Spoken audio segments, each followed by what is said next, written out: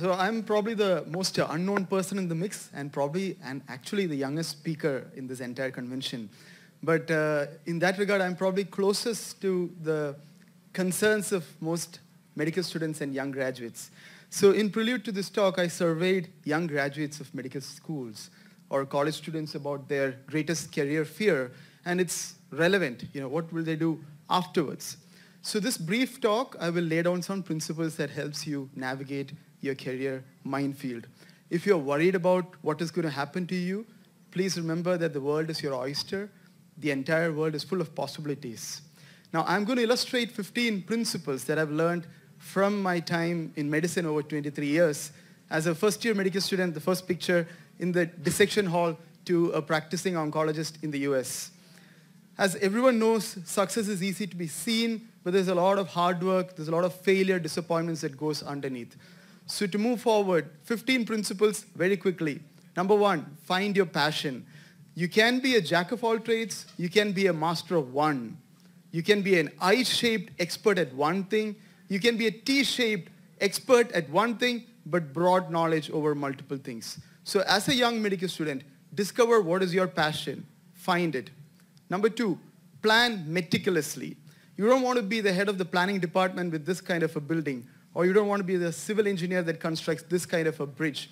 But it's very common that medical students do not plan their career. For instance, if you want to go to the US and do your residency there, just like how I have done, and I didn't plan it according to what I'm going to tell you now, it is very important that you stop your medical school for a period of 1 to 2 months and go abroad and do a rotation, because that would mean externship, hands-on experience, and that counts in your application season. Number four, take calculated risk. You don't want to be stuck in one place saying, I don't want to do anything because I don't care, I don't want to take any risk. And I'm reminded of a story from my own life when I actually, after my medical school, I got into MD General Medicine in a government seat in Coimbatore Medical College. And at that time, I always wanted to do my master's in epidemiology. I got a full scholarship worth $50,000 to go to Cambridge. I requested for a year leave from the dean of MGR University, and they politely declined. So I was at crossroads. Should I leave MD General Medicine and take this master's course in Cambridge, or should I just stick around and finish my MD General Medicine? I can proudly say that all but one person, one teacher encouraged me, but everybody else said, don't leave your MD General Medicine and go for a taught master's course in epidemiology. It's going to be a stupid decision. And that's where this young couple actually helped me. They're actually my parents, their wedding picture. My mother said something that I want to pass on to you. Aju, mone, ninakku oru MBBS degree undu. So if you come back, you're a failure, you start a clinic, you still earn your living. And that helped me take the risk and drop the MD General Medicine seat that everybody at that time thought was such a foolish idea. Equip in soft skills, learn empathy, practice it. And how did that matter in my life? I went to apply for residency in the US. There were multiple highly talented students who were applying along with me with great scores, stellar scores. But I think what got me into one of the top medical schools in the US was my soft skills, my ability to communicate, to show empathy, to actually talk and learn. And so all the experiences that you gain during your medical school, I was part of a Christian medical fellowship, your leadership, your students' union activities, anything that you do outside of work, outside of your studies, helps equip your soft skills. Fight imposter syndrome. The first thing that I thought, when I was invited for this talk is, I don't deserve to be here. And that's just the opposite of the Dunning-Kruger effect. I don't know if you've heard about the Dunning-Kruger effect. The Dunning-Kruger effect is some novice, like a first-year medical, PG medical student, going to your rounds and saying that I know it all. It's the opposite of it. I've been there, done that, but I still feel like an imposter. How did that matter? I got into one of the top 10 medical schools in the US for residency, University of Pittsburgh, top 5 funded medical schools. But when I got a pre-match from that school, the first thing I did was, I was almost on the verge of declining it because I felt this is a medical school that's a top 10. I'm not capable. I'm going to work with Americans, whereas I can get into a lesser medical school where there will be more Indian students and I can probably fare well with them. So I thought I'm going to decline. I was almost on the verge of declining this spot in this place, but a Trivandrum Medical College alumni who was already a resident in a different place in Florida actually encouraged me and said, in very plain language. He said, it's a stupid decision, go ahead and accept it. And that actually helped me. So if you're invited to be here, you deserve it. I'm here because I earned it. So fight imposter syndrome.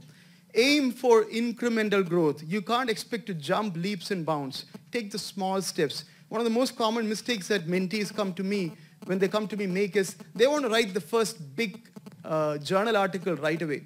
But they have no clue where to put their punctuation mark. Aim for incremental growth. You can slowly get better. Even 1% better every day for 1 year is tremendous growth. So something small steps forward. For that, you got to read. I don't know how many of you medical students actually read a journal back cover to cover.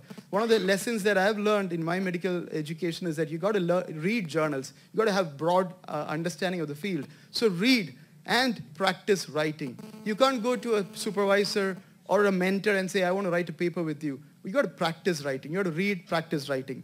Upskill constantly. You can have a degree, but all you have is a small root underneath. You can be thrown away by a monsoon shower. But having skills is laying you down for greater momentum. I don't know how many of you can understand what I'm trying to show here. Very few can, actually, unfortunately. A lot of medical students, when they come to me, they want to write a paper with me, but they don't have any idea how to reference. So these are various reference manager softwares. So if you're a medical student, you are doing your anatomy, physiology, biochemistry, or medicine, learn to use a reference manager. I'm just giving you an example. Learn soft skills. Kindle curiosity. Ask questions always. Your stupidest question is a question that remains unanswered. I regret that I didn't ask a lot of questions to my professors, but now I regret. But, that's why I'm telling you, Kindle curiosity, ask your questions. A lot of my citations, I'm being cited more, I'm being recognized more because I ask simple questions that others did not ask. Break down the hierarchy mindset. When a medical student comes to me, right now here, they wouldn't sit in front of me. They would stand 5 feet away and basically will say, sir, I've come to you. But a medical student who comes to me in the US would just come straight off, sit in front of me and say, I want to write a paper with you. Break down the hierarchy mindset. No more yes, sir attitude. If you want to be something, go ahead, break the hierarchy. Don't have hierarchical thinking at all. Overcome what will they think mindset. Overcome that. When I came back to India 3 years ago to practice in Kochi, my hometown, I had two options, settle down in the US or come back to Kochi, my hometown. I joined a small hospital, my style, my way. And this is a well-wisher oncologist writing to me in WhatsApp, oh damn, that is a new low. What would be motivation for patients to come to you? Well, now I have patients, I don't care, So if you start thinking about what others will think about you, you can't be anything. So don't think about what will others think about me. So mute that part of your thinking. What will other people think of me? Network in real world. One of my greatest benefits that I've had walking through this campus was meeting random great legends. And none other than C.R. Soman sir. I was a second year medical student. I was walking in this corridor right in front of here. And Soman sir, who was a well-reputed teacher of teachers, was walking here. And I went to him and said, sir, I was a quizzer myself. I've been in your quiz. He noticed me. He took down my name. And when I actually graduated final year MBBS, he gave me a call and said, Aju, would you like to work with me for a few months? I'll offer you a salary. And I took it up fully, hands full. So I worked with him 3 months. And it was the best time of my life. In fact, Soman sir wrote me a stellar letter that got me to Cambridge University. In fact, in this letter that's written there, he said, Aju, I have gotten a letter from my mentor, and it said, I mean every word that I wrote about him. I'm going to write that for you. Now, when you come to me for work, several of you youngsters have come to me for work. People from Calicut Medical College, a young medical student, sought me out by email. I have never even seen him at that time. I've since then met him only twice. He's now the first author of a Lancet Oncology paper that is cited all over the world and being talked in podcasts and newspaper articles. So I mean everything that I write about you. So if you want to work with me, if you want to be someone, network. Another person that I recall is, I just met Rajagopal sir in RCC and I just introduced myself to him. Said, sir, I'm fascinated with your work. Several years down the line, he sought me out and said, Aju, I'd like to work with you. Can you be a director in the Pallium India that I've set up? And Soman sir's letter actually became my launch pad, and I ended up in Cambridge. Hunt down mentors and sponsors. I'm finishing, sir.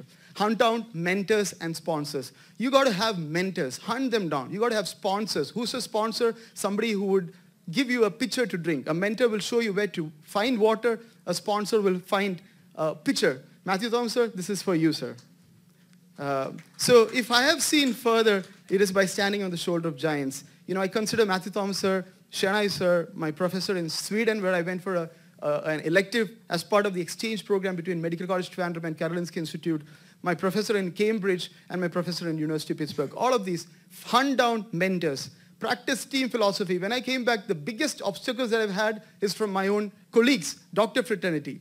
There is nothing in this song, Teri Jeet, Meri Jeet, Teri Har, Meri Har. We got to practice team mindset. Together, everyone achieves more. Value integrity. When I wanted to go to the Cambridge, the dean of MGR said, why don't you just abscond? Give a health certificate after a month. But after a year, if I had done that, I wouldn't be standing in front of you here today.